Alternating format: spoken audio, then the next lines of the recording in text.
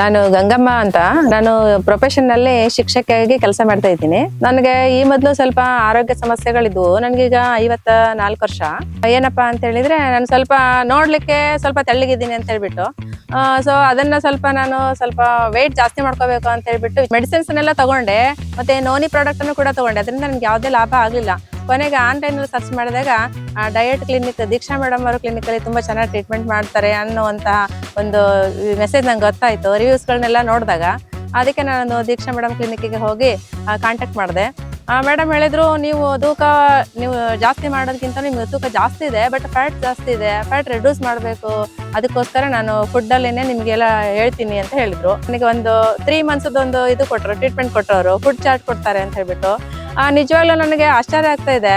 ಈ ತರ ಫುಡ್ ಅಲ್ಲಿನೇ ನಮಗೆ ಆರೋಗ್ಯ ಸುಧಾರಿಸುತ್ತೆ ಅಂತ ಕಂಡ್ಕೊಂಡಿದ್ದು ನಾನು ದೀಕ್ಷಾ ಡಯಟ್ ಕ್ಲಿನಿಕ್ ಹೋಗಿ ಆದ್ಮೇಲೆನೆ ಅವರು ನಮ್ಮಲ್ಲಿ ಪ್ರತಿದಿನ ಸಿಗ್ತಕ್ಕಂತಹ ಆಹಾರ ಧಾನ್ಯಗಳು, ಹಣ್ಣುಗಳು ಹಾಗೂ ತರಕಾರಿಗಳ ಮೂಲಕನೇ, ಅದೇ ರೀತಿ ಕಾರ್ಬೋಹೈಡ್ರೇಟ್ಸ್ ಗಳನ್ನ ಯಾವ್ದನ್ನ ತಿಂದ್ರೆ ಫ್ಯಾಟ್ ಕಡಿಮೆ ಆಗುತ್ತೆ, ಯಾವ್ದನ್ನ ತಿಂದ್ರೆ ಫ್ಯಾಟ್ ಜಾಸ್ತಿ ಆಗುತ್ತೆ, ಯಾವ್ಯಾವ ಕಾಯಿಲೆಗಳಿಗೆ ಯಾವ್ಯಾವ ಆಹಾರವನ್ನು ತಗೋಬೇಕು ಅನ್ನೋದನ್ನ ಚೆನ್ನಾಗಿ ಸ್ಟಡಿ ಮಾಡಿ ಅದನ್ನ ಒಂದು ಚಾರ್ಟ್ ರೂಪದಲ್ಲಿ ಕೊಡ್ತಾರೆ.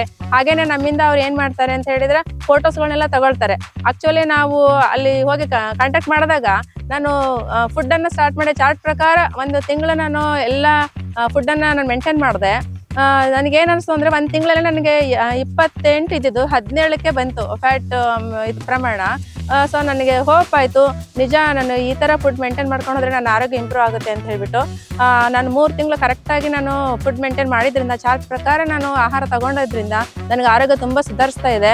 ಅಲ್ಲದೆ ನಮ್ಮ ಫ್ಯಾಮಿಲಿ ಮೆಂಬರ್ಸ್ಗೂ ಕೂಡ ನಾನು ಹೇಳಿದೆ, ಈ ರೀತಿ ಫುಡ್ ಚಾರ್ಟ್ ತಗೊಳ್ಳೋದ್ರಿಂದ ನಮ್ಗೆ ಆರೋಗ್ಯ ಚೆನ್ನಾಗುತ್ತೆ ಅಂತ ಹೇಳ್ಬಿಟ್ಟು.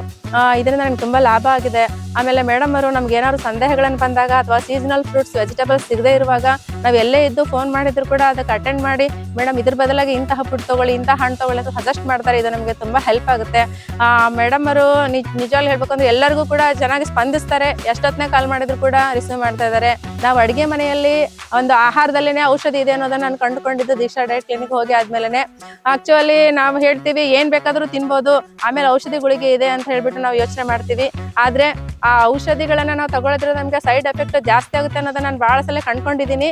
ಅದೇ ಪ್ರಕಾರ ನಾನು ಮೇಡಮ್ ಅವರಿಗೆ ತುಂಬಾ ಥ್ಯಾಂಕ್ಸ್ ಹೇಳ್ತಾ ಇದ್ದೀನಿ. ನಿಮಗೂ ಏನಾದ್ರೂ ಸಮಸ್ಯೆಗಳಿದ್ರೆ, ಯಾವುದೇ ಆರೋಗ್ಯ ಸಮಸ್ಯೆಗಳಿದ್ರೆ, ಒಂದು ಶುಗರ್ ಆಯ್ತು, BP ಆಯ್ತು, ಅಥವಾ ಕೊಲೆಸ್ಟ್ರಾಲ್ ಪ್ರಾಬ್ಲಮ್ ಇದ್ರೆ, ಅಥವಾ ತೂಕವನ್ನ ಜಾಸ್ತಿ ಮಾಡ್ಕೊಳ್ಳೋದು, ಕಡಿಮೆ ಮಾಡ್ಕೊಳ್ಳೋದು, ಏನೇ ಪ್ರಾಬ್ಲಮ್ ಇದ್ರೂ ಕೂಡ ಅವರು ಒಳ್ಳೆಯ ಒಂದು ಸಜೆಷನ್ ಕೊಡ್ತಾರೆ. ಅದೇ ರೀತಿ ಫುಡ್ ಚಾರ್ಟ್ ಮಾಡ್ತಾ ಇದ್ದಾರೆ.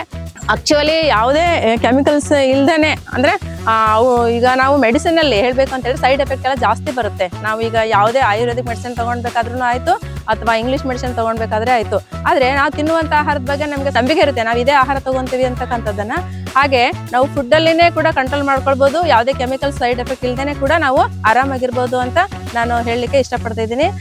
ಈಗ ಈ ರೀತಿಯಾಗಿ ಒಂದು ಸಜೆಷನ್ ಮಾಡ್ತಿರ್ತಕ್ಕಂತಹ ಮೇಡಮ್ ಅವ್ರಿಗೆ ನಾನು ತುಂಬಾ ಧನ್ಯವಾದಗಳನ್ನ ಹೇಳ್ತಾ ಇದ್ದೀನಿ.